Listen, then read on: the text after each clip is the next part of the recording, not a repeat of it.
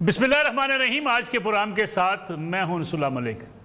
नाज़रीन, हमारा कौमी अलमिया ये है कि हम कौमी मामलात पर भी इत्तफाक राय पैदा नहीं कर सके और इन हालात में भी दुश्मन हमारे दर पे है।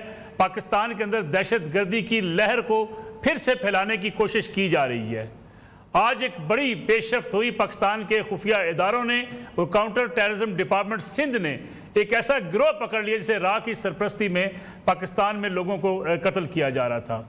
एक फ़र्द का कत्ल होता है बदीन में, जिसके बाद एक दायरा कार वसी कर दिया गया और ये देखा गया कि इस नेटवर्क के पीछे कौन है। एक संजय नामी राह का एजेंट इस पूरे नेटवर्क को चला रहा था। 6 मुलजमान गिरफ्तार कर लिए गए जो पाकिस्तान में टारगेट किलिंग में मुलव्वस हैं। हिंदुस्तान और उसकी एजेंसी राह हमेशा से पाकिस्तान में बदअमनी फैलाने में मुलव्वस रही है। इन हालात में हमारे लिए दहशत गर्दी एक बड़ा चैलेंज है। फिर गैर मुल्की मुदाखलत और एजेंसीज़ का जो किरदार पाकिस्तान में, बलूचिस्तान और खैबर पख्तूनख्वा में है, उस पर भी हम पूरी दुनिया को बता रहे हैं कि किस तरीके से हिंदुस्तान पाकिस्तान में बदअमनी फैलाना चाहता है। दूसरी तरफ सियासी इस्तेकाम की तरफ हमें बढ़ना है। आज बात की जाती है तो ये कहा जाता है कि सियासत नफरत में बदल चुकी है। सियासी जमातें मिल बैठने को तैयार नहीं हैं, कौमी मसाइल पर बातचीत नहीं की जाती। इन हालात में पाकिस्तान को तरक्की की तरफ हम कैसे लेकर जाएंगे, ये भी आज के प्रोग्राम का मौजू होगा। साथ ही तो छोटे यूनिट बनाने की बात की जाती रही, माजी में भी ये आवाज़ उठी कि अगर हम छोटे सूबे बना लेंगे तो आम आदमी के मसाइल हल होंगे। इसके रास्ते में रुकावट कौन है? क्या छोटे सूबे बनाने से सियासी जमातों को मसाइल होंगे या आम आदमी का मसला इससे हल हो जाएगा? मोहम्मद अली दुरानी साबिक वज़ीर इत्तलात इस पर आवाज़ भी उठाते रहे। अब मियाँ अमर महमूद हों या बैरिस्टर गौहर एजाज साहब हों, वो भी इस पे बातचीत कर रहे हैं कि इस पे डायलाग होना चाहिए, बातचीत होनी चाहिए।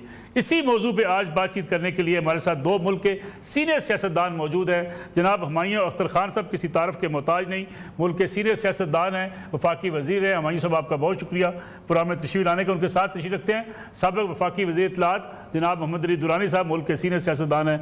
दुरानी साहब आपका भी बहुत शुक्रिया। दुरानी साहब आप चूँकि स्टूडियो में मौजूद हैं, मैं चाहूँगा आपसे प्रोग्राम का आगाज़ किया जाए। पहली बात तो ये कि हिंदुस्तान आज भी पाकिस्तान के खिलाफ साजिशों में लगा हुआ है। राह का एक बड़ा नेटवर्क पकड़ा गया। दूसरी तरफ कौमी मसाइल पर, कौमी इश्यूज़ पर हम इत्तफाक राय पैदा नहीं कर सके। किसकी कमज़ोरी है? बिस्मिल्लाहिर्रहमानिर्रहीम। दूसरा सब अवाम ने तो कभी कमज़ोरी नहीं दिखाई। अभी आपने देखा कि इंडिया से जब मुकाबला आया तो पूरी कौम जो थी वो फ़ौज की पुश्त पे खड़ी हो गई और उन्होंने एक हकीकत में सीसा पिलाई हुई दीवार का। अगर कमज़ोरी मान ली जाए तो हमारी कमज़ोरी बनती है, सियासतदानों की कमज़ोरी बनती है, क़यादत की कमज़ोरी बनती है, उस लीडरशिप की कमज़ोरी बनती है जो कभी एक दूसरे के साथ बैठने के लिए तैयार नहीं होती, जो कौमी इश्यूज़ के ऊपर भी कौमी जज्बे के साथ चलने के लिए तैयार नहीं होते। आप मुझे पिछले 78 साल में बताएं कि किस मसले को हमने कंसेंसस के ज़रिए, डायलॉग के ज़रिए, डिस्कशन के ज़रिए रिजॉल्व किया। हर इशू जो था, जहाँ खड़ा था वहीं खड़ा था, आज भी वहीं खड़ा है। 73 से आइन लागू हुआ है, आज तक वो कहीं लगा हुआ नज़र नहीं आता, सवाए अपने मफादात का तहफ़्फ़ुज़ और अपने मफादात के प्रोटेक्शन के लिए हम उसको यूज़ करते हैं। पब्लिक तो उसमें कहीं नज़र नहीं आती। और 78 साल से जिस कौम को बल्दियाती इदारे आपने नहीं दिए, बिल्कुल ठीक, उस कौम को जमहूरियत आपने कहा दी। ये वही जमहूरियत आप चाहते हैं जो आपके घरों तक जाती है, अवाम के घर तक जाती हुई कोई जमहूरियत, कोई यकजहती, कोई मफाहमत आपको काबिल कबूल नहीं है। तो वही लोग मुजरिम हैं इस चीज़ के।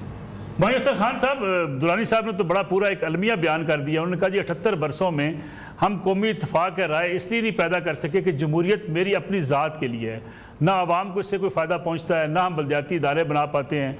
अगर आज सूबों की बात हो रही है उस पर भी यकसुई नहीं है, उस पर भी हम इत्तफाक राय पैदा नहीं कर सकते। हम डैम बनाने के हवाले से भी इत्तफाक राय पैदा नहीं कर सके। दुश्मन हमारे ख़िलाफ़ जो है साजिशें कर रहा है, हमें तोड़ने की कोशिश कर रहा है, बदअमनी फैलाने की कोशिश कर रहा है, लेकिन हम अपनी ज़िम्मेदारी को अदा करने को आज भी तैयार नज़र नहीं आते। मेरी नज़र में एक पॉलिटिकल पार्टी या कोalition आए और वो आवाम को डिलीवर करे और वो मुल्क की हालत बेहतर करे, मुल्क में खुशहाली लाए, नौकरियां पैदा करे, और जिस तरह चाइना चढ़ा या साउथ कोरिया चढ़ा या मलेशिया चढ़ा या सिंगापुर चढ़ा या इंडोनेशिया चढ़ा या तुर्की चढ़ा, वो जब डिलीवर करेगा تو وہ پولیٹیکل اینٹی مضبوط ہو جائے گی. اس وقت ایشو یہ ہے جی کہ ہم اپنے سروائیول پہ لگے رہتے ہیں. میں دیکھیں ملک صاحب 1988 سے میں یہ دیکھ رہا ہوں, بالکل ٹھیک, ہر الیکشن میں جو ہار جاتا ہے وہ طرح طرح کے الزامات لگاتا ہے اور پھر اس کوشش میں پڑ جاتا ہے کہ جو اقتدار میں ہے اس کو جس طرح بھی ممکن ہو کیسے فارغ کیا جائے.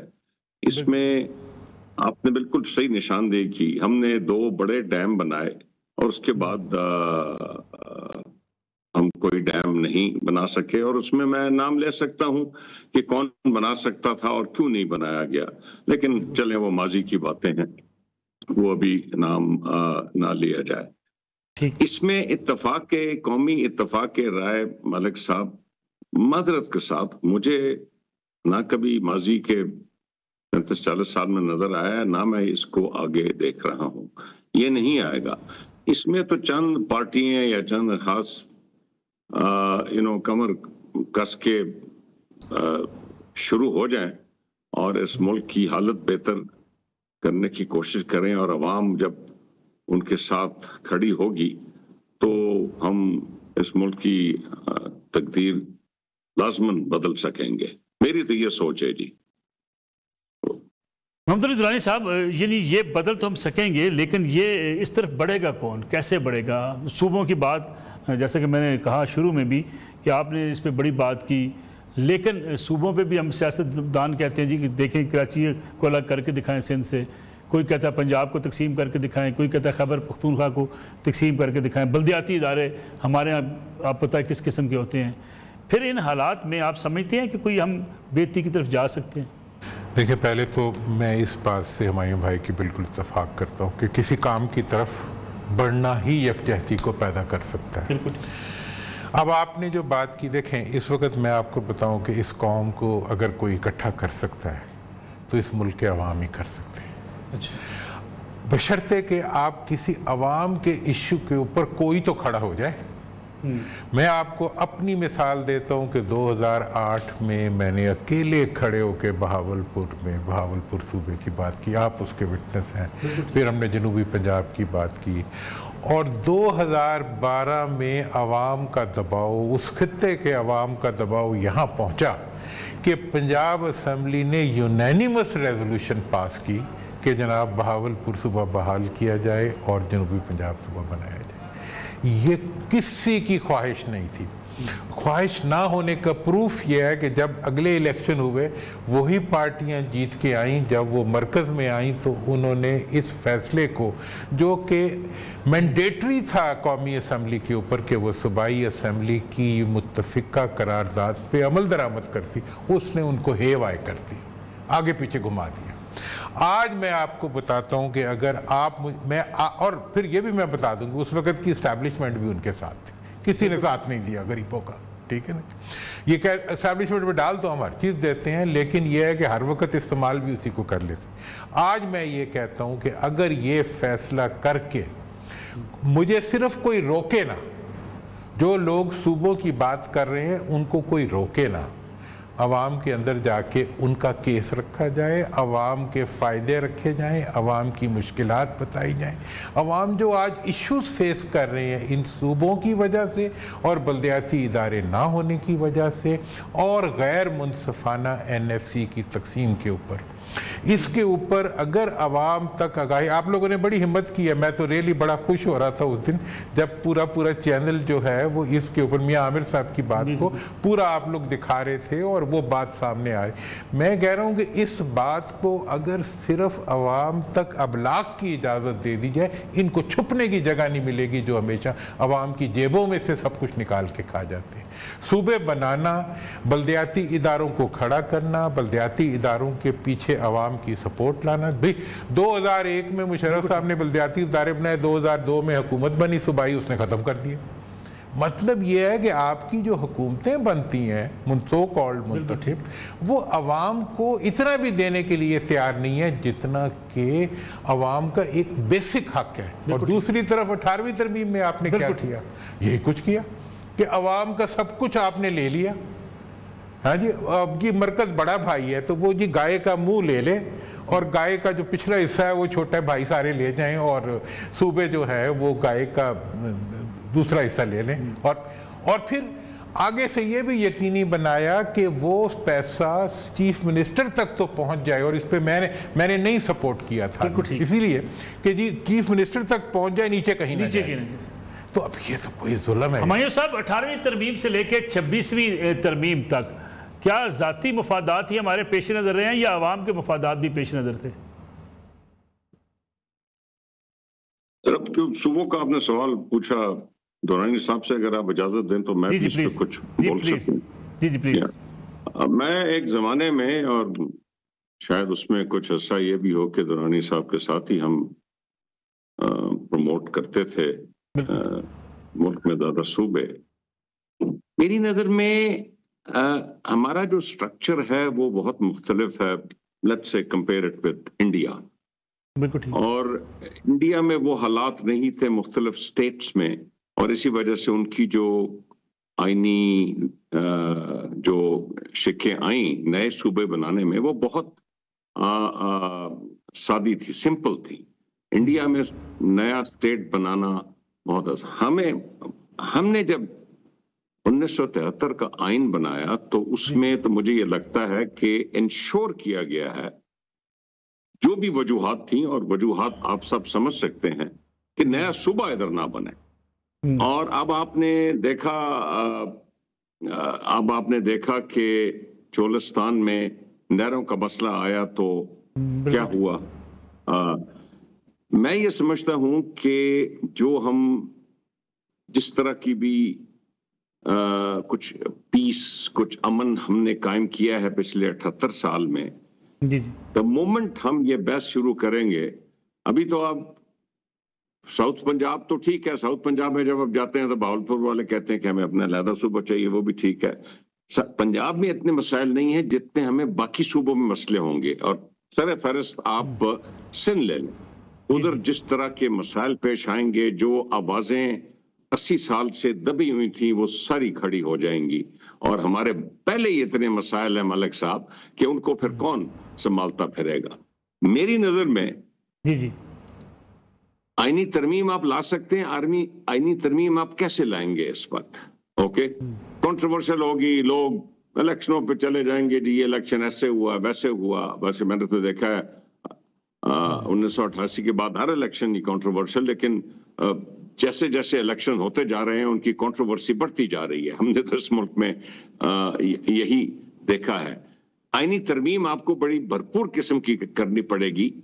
एक कोई ऐसा तरीका आइन में अपनाया जाए जिससे कोई बासानी, अगर अवाम चाहती है तो एक नया सूबा बन सके।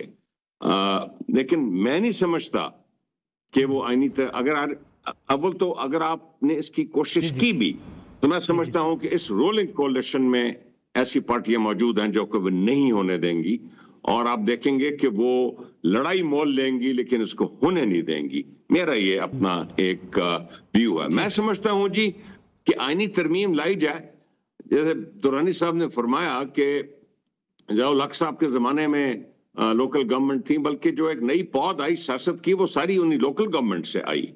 मुशर्रफ साहब के जमाने में बड़ी भरपूर किस्म की लोकल गवर्नमेंट थी, लेकिन हमने देखा कि जब सिविलियन हुकूमतें आती हैं तो वो लोकल गवर्नमेंट्स का पता नहीं चलता, साल साल होती नहीं है।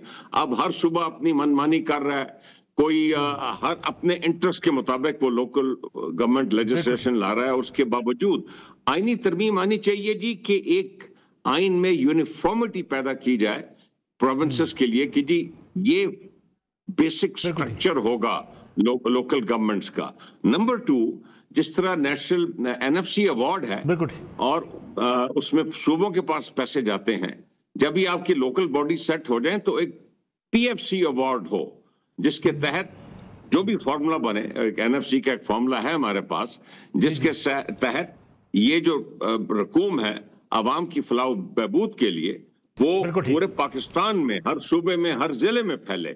मेरी नजर में सोल्यूशन है, ये आईनी तरमीम आ भी सकेगी और इससे हम कोई नए किस्म के मसले मसाइल से भी दूर रहेंगे। बिल्कुल ठीक है। मैं उस्ताद खान साहब एक ब्रेक हम प्रोग्राम में शामिल कर लें, वापस आके इस पर बात करेंगे कि इस वक्त जो सियासी बेचैनी है اس کو ختم کرنے کی طرف ہم کیسے بڑھیں گے؟ ایک طرف کہا جاتا ہے کہ 9 مئی کے مقدمات سے کوئی بچ نہیں پائے گا، رانا ثناء اللہ آج بھی کہہ رہے تھے، دوسری طرف تحریک انصاف یہ سمجھتی ہے کہ انہیں سیاسی انتقام کا نشانہ بنایا جا رہا ہے، مذاکرات کی بات بھی ہوتی ہے لیکن مذاکرات ہو نہیں پاتے۔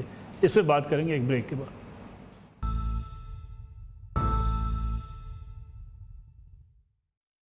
پروگرام ایک بار پھر خوش آمدید۔ محمد علی درانی صاحب، یہ جو سیاسی بے چینی ہے، ایک طرف کہا جاتا ہے مذاکرات ہو سکتے ہیں، سہیل وڑائچ صاحب کا کالم آیا، پی ٹی آئی نے کہا نہیں جی ہم تو معافی نہیں مانگیں گے، پھر تردید کرنی پڑی D G I S P R جو ہے وہ لیفٹیننٹ جنرل احمد شریف صاحب کو۔ یہ سیاسی چپلش چلتی رہے گی؟ کیونکہ آج بھی رانا ثناء اللہ کہہ رہے ہیں جی کہ 9 مئی پہ تو سزائیں ہونی ہیں۔ دیکھیں اس وقت جو سیاسی چپکلش ہے وہ چلتی تو رہے گی، وجہ اس کی یہ ہے کہ وہ عوام کی سطح سے شروع ہو کے اوپر تک جاتی ہے۔ پبلک جو ہے موجودہ گورنمنٹ سے مطمئن نہیں ہے۔ موجودہ گورنمنٹ کا ثانیہ یہ ہے کہ ایک تو وہ انتخابی حساب سے متنازع ہے، دوسری پرفارمنس کے اعتبار سے اس سے بھی زیادہ متنازع ہے۔ تو نان پرفارمنگ گورنمنٹ کی وجہ سے وہ ان کو اپنی ایگزسٹنس کے لیے ایک چیز ضروری ہے کہ وہ اسٹیبلشمنٹ کو اور اپوزیشن کو آپس میں کنفرنٹریشن کے لیول پہ انگیج رکھے۔ کل کا واقعہ تھا، وہ 2 بچے گرفتار ہوئے ہیں، فوری طور پہ حکومت کی طرف سے موقف آ گیا، جی پولیس نے کہا ہمیں تو گرفتار نہیں کیا، مطلب لاہور میں گرفتار ہوا ہے، اور اس کا مطلب یہ ہے آپ اشارہ کر رہے ہیں کہ یہ کسی اور نے گرفتار کیا، لیکن ساتھ پولیس نے کہہ دیا کہ ہم نے گرفتار کیا، بعد میں کیا نا۔ دیکھیں وزراء کے لیول تک یہ باتیں آ گئیں کہ جی انہوں نے نہیں کیا۔ میں یہ کہہ رہا ہوں کہ یہ وہ طریقہ ہے جس کے ذریعے سے اسٹیبلشمنٹ کو انوالو کیا جا رہا ہے۔ اب اگر آپ نے مسئلے کو ریزالو کرنا ہے تو حکومت کو چاہیے کہ وہ اپنے امور کی ذمہ داری خود اٹھائے اور اسٹیبلشمنٹ کو بلا وجہ گھسیٹ کے اس کے اندر نہ ڈالے، اور اسٹیبلشمنٹ کو بھی، اب اسٹیبلشمنٹ کی ایک پرابلم ہوتی ہے، وہ سیاسی باریکیوں کو نہیں سمجھتے، وہ سادگی کے ساتھ پوچھتے ہیں، آپ سوال پوچھیں گے وہ سادگی سے جواب دے دیں گے، اس جواب کے آگے سے ہم 15 کالم بنا دیں گے جو کہ پھر بعد میں آگے پیچھے پھرتے رہیں گے۔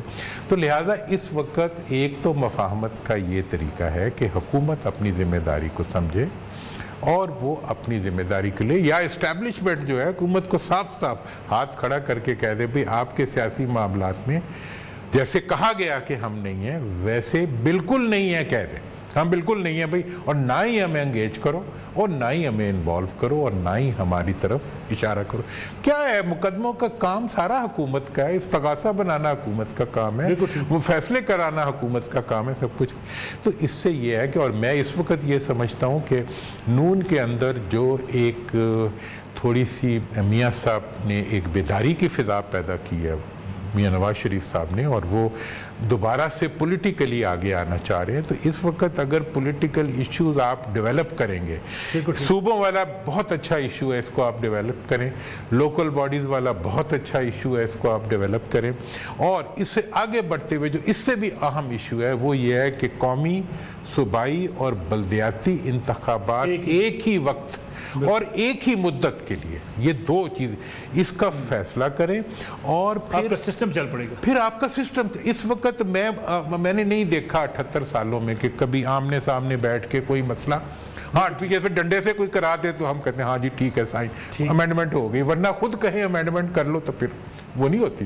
تو لہٰذا اس وقت ڈنڈے کے بغیر اگر سیاسی پروسیس کے ذریعے، اور یہ بڑا اچھی بات ہے، آپ نے صوبوں کا ایشو کھڑا کیا ہے، آپ بلدیاتی کا ایشو کھڑا کریں، آپ تینوں کے الیکشنز کو اکٹھے کا ایشو کریں، ایسی امینڈمنٹ لائیں جس کے نتیجے میں عوام میں جذبہ پیدا ہو، اور ایسے الیکشن ہو سکیں جو ایک طرف تو فیئر اینڈ فری بھی ہوں، دوسرا ان کو انفلوئنس نہ کیا جا سکے باہر سے، غیر ملک کا ممالک سے، اور دوسری طرف سے، تو ہم آگے بڑھنے کا راستہ۔ بالکل ٹھیک ہے ہمایوں صاحب، لگتا ہے آپ کو کہ یہ پی ٹی آئی کا معاملہ حل ہو پائے گا؟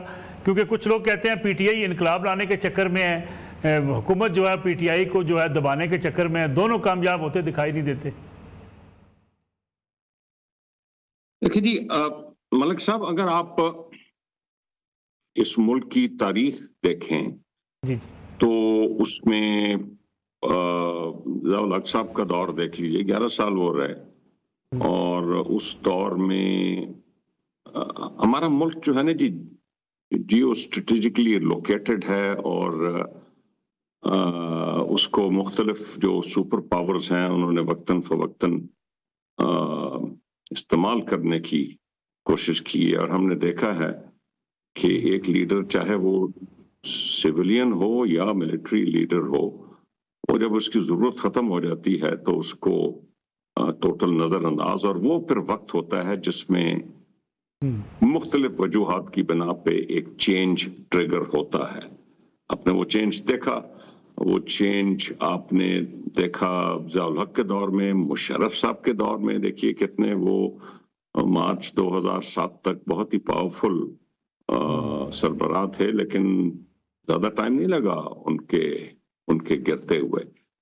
اس وقت اگر آپ میرے سے سیاست سب کے سامنے ہے، اور سیاست کوئی اس وقت ریلیٹیولی شاید ماضی میں جو رہی ہے اس سے زیادہ پیچیدگیاں اس میں ہوں، لیکن اس وقت جو صورتحال ہے وہ یہ ہے کہ دنیا، دیکھیے 1991 میں وہ 2 سپر پاورز ختم، ایک سپر پاور آ گئی۔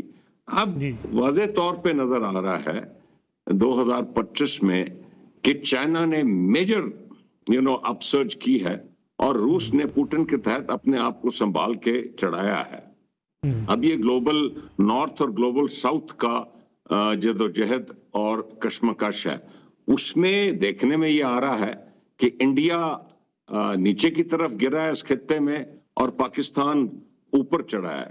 اس انٹرنیشنل ماحول میں میں زیادہ تفصیل میں نہیں جاؤں گا، لیکن مجھے پاکستان کے اندر اس وقت کوئی چینج ہوتا نظر نہیں آ رہا۔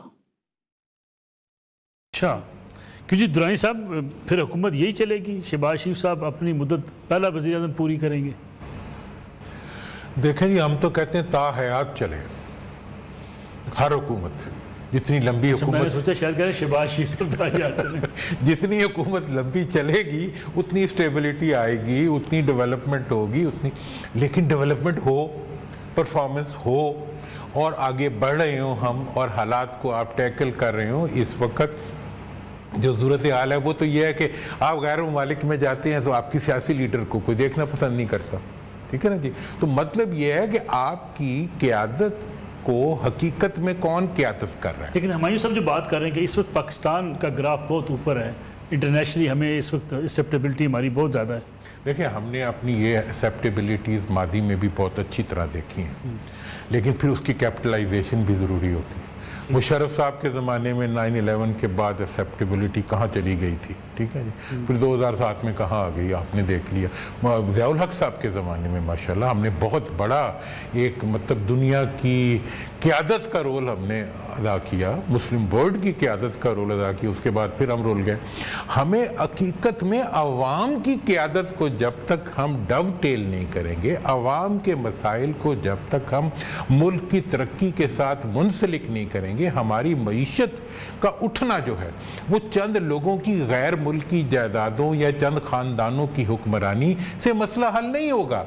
مسئلے کو اگر آپ حل کرنا ہے تو عام آدمی کی اٹھان، اس کی اکنامک اپلفٹ، اس کی ایجوکیشن، اور تاکہ ملک کے اندر کوئی دشمن گھس ہی نہ سکے، کوئی جاسوس آ ہی نہ سکے۔ جب قوم متحد ہوگی تو پھر جاسوس تو مایوس ہوں گے۔ جب قوم غربت میں ڈوبی ہوتی ہے تو پھر ہر کوئی انہیں خرید سکتا ہے، ہر کوئی انہیں ایکسپلائٹ کر سکتا ہے۔ تو ہم نے جہاں تک دیکھیں، اور یہ ہمارا پوٹینشیل ہے۔ میں دیکھیں، آپ کی مڈل کلاس ہے، آپ کی فوج، آپ کی مڈل کلاس ہے، آپ کی عوام لوور مڈل کلاس، آپ کا سائنٹسٹس ہیں، مطلب آپ نے ابھی جو ریسنٹ وار ہوئی ہے اس کے اندر آپ نے دنیا کے سامنے ایک ایسا عمل پیش کیا ہے جو کہ آپ کا انڈیجنس بہت حد تک تھا، اور اس میں آپ کے لوگوں کی کمپیٹنس ریفلیکٹ کی ہے۔ کیا تھا کہ وہ کلاس چل رہی تھی جو کلاس پاکستان میں سب کچھ رکھتی ہے، جس کے سارے انٹرسٹ پاکستان میں، جو پاکستان سے اٹھی ہوئی ہے۔ تو ان کو اٹھائیں، ان کو جگہ دیں، اور یہ میں کہہ رہا ہوں یہ جو ایشوز اب آپ چھیڑ رہے ہیں یہ واقعی عوام کے ایشوز ہیں، بلدیاتی سے لے کے صوبوں سے لے کے امپاورمنٹ تک، یہ عوام کے انٹرسٹ، ان کو آگے بڑھائیں، پھر آہستہ آہستہ، ٹھیک ہے اوور نائٹ کچھ نہیں ہونا، اوور نائٹ کوئی تبدیلی بھی نہیں آ رہی، لیکن جمہوریت کے لیے ووٹ کو ماننا پڑے گا، اور تبدیلی کے لیے عوام کو بیچ میں لانا پڑے. بالکل ٹھیک. دو سینئر سیاستدان ہمایوں اختر خان صاحب اور محمد علی درانی آج کے پروگرام میں ہمارے ساتھ ہیں. لیکن وقت ہوا ایک بریک کا, واپس آتے ہیں ایک بریک کے بعد. پروگرام میں ایک بار پھر خوش آمدید. ہمایوں اختر خان صاحب, یہ جو پوزیشن آج کی ہے, آپ کو لگتا ہے یہ بھی کچھ نہیں کر پائے گی, حکومت کے خلاف کوئی دباؤ ڈال پائے گی؟ عمران خان صاحب کی رہائی کے لیے انہوں نے کوششیں بہت کی, احتجاج بھی کیا, فائنل کال بھی دے لی, لیکن خان صاحب کو رہائی کے لیے دباؤ بھی نہ ڈال سکے حکومت کے اوپر. آپ کو لگتا ہے اپوزیشن کوئی مؤثر کردار ادا کر پائے گی؟ ملک صاحب, میری رائے میں دو تین چیزیں اس وقت ہو رہی ہیں. ایک تو پی ٹی آئی کی جو در حقیقت ٹاپ کی قیادت تھی, جو ان کے ٹاپ کینڈیڈیٹس تھے اور ان کے پاس بہترین کینڈیڈیٹس تھے, وہ انفارچونیٹلی اب ان کے پاس نہیں ہے, مختلف وجوہات کی بنا پہ, اور میں ان چیزوں پہ نہیں جانا چاہتا جو آپ سب کے سامنے ہیں. دوسرا, میری ایک اور سوچ ہے, ایز آف ٹوڈے, مجھے 5 سال بعد کا نہیں پتا, لیکن ایز آف ٹوڈے جو پاکستان کا رولنگ کیڈر ہے اس وقت, اس کی دنیا کو زیادہ ضرورت ہے بنسبت پی ٹی آئی کی, بنسبت پاکستان کی اپوزیشن کی. اب میں نے جو مثال دی اور درانی صاحب نے بھی دی, ضیاء الحق کے دور کی اور پرویز مشرف کے دور کی. ایک دور میں میرے والد حصہ تھے, ایک دور میں میں اور درانی صاحب دونوں حصہ تھے. وہ آپ کے سامنے وہ مثالیں. As of today Imran, P T I problem صرف پاکستان کے اندر نہیں ہے, پاکستان کے باہر بھی ہے. جو دنیا کی اسٹیبلشمنٹ ہے وہ بھی ابھی کوئی زیادہ ضرورت محسوس نہیں کر رہی. اب میں یہ نہیں کہہ رہا کہ تا حیات یہی حالات رہیں گے, لیکن ایز آف ٹوڈے, اور جو میں نے آپ کو پہلے مثال دی کہ دنیا کا جو ایک نئی جیو اسٹریٹجک گیم شروع ہو رہی ہے, وہ ابھی شروع ہو رہی ہے. دیکھیے نا جی, سیکنڈ ورلڈ وار کے بعد آئی, 1991 میں آئی, اور اب 2024-25 میں ایک گیم نمودار ہو رہی ہے, گلوبل نارتھ گلوبل ساؤتھ. اس میں جو پاکستان کے موجودہ حکمران ہیں وہ ان کی دنیا کو ضرورت محسوس ہو رہی ہے, لیکن دنیا کا پتہ نہیں چلتا کہ وہ ضرورت ان کی ختم کب ہو جائے گی. وہ آپ کو تبھی پتہ چلتا ہے جب پاکستان میں کام ہو چکا ہوتا ہے. تو اس وقت تو مجھے کوئی ایسی امید نہیں نظر آ رہی کہ پی ٹی آئی کسی بہتر پوزیشن میں اپنے آپ کو پائے. بالکل ٹھیک ہے. درانی صاحب, فائنل کومنٹ آپ سے میں چاہوں گا. پی ٹی آئی کے لیے پھر مشکل دن. دیکھیں جی, پی ٹی آئی کی لیڈرشپ کی تو موجیں ہیں, جو باہر ہے, اندر جو ہے, اچھا اندر والے, ان کی تو پاپولیرٹی پبلک میں بڑھی جا رہی ہے. ان کو باہر لائیں تو وہ کم ہو, ان کی پرفارمنس عوام کے سامنے آئے تو وہ کم ہو. ان کو اندر رکھیں گے تو وہ خوش رہیں گے, انہیں نہیں پرواہ, باہر والے رول جائیں, مر جائیں, کدھر بھی جائیں, انہیں کوئی پرواہ نہیں. ہمایوں صاحب بھی اس چیز کو جانتے ہیں. اب جو ہے اس وقت جو پولیٹیکل گیم ہے وہ حکومت کے ہاتھ میں. حکومت نے اگر آئندہ اپنی سیاست چلانی ہے تو سیاست کرے, ان کے ساتھ سیاست کرے, ان کو واک اوور نہ دے. ابھی حکومت واک اوور دے رہی ہے اپوزیشن کو پبلک میں, کہ کوئی ان کے لیے اکاؤنٹیبلٹی نہیں ہے سوائے اس کے مظلومیت کے. مظلومیت کارڈ اس ملک میں چلتا ہے, چلتا رہا ہے, چلتا رہے گا. اس کو ختم کریں, پرفارمنس کارڈ پہ آئیں, تو پھر یہی ہوگا. ٹکٹ بھی نہیں لینے والا بھی کوئی نہیں ملتا, وہ بھی وقت آتا ہے. اس لیے جب آپ پرفارمنس سے ہٹ جاتے ہیں, صرف اور صرف مظلومیت پہ جاتے ہیں, تو وہ تو اٹھو اٹھ. محمد علی درانی صاحب, جناب ہمایوں اختر خان صاحب, آپ دونوں مہمانوں کا بہت شکریہ. ناظرین, یہ آج کا پروگرام تھا. کل آپ کی خدمت میں دوبارہ حاضر ہوں گے. اجازت دیجیے, اللہ حافظ.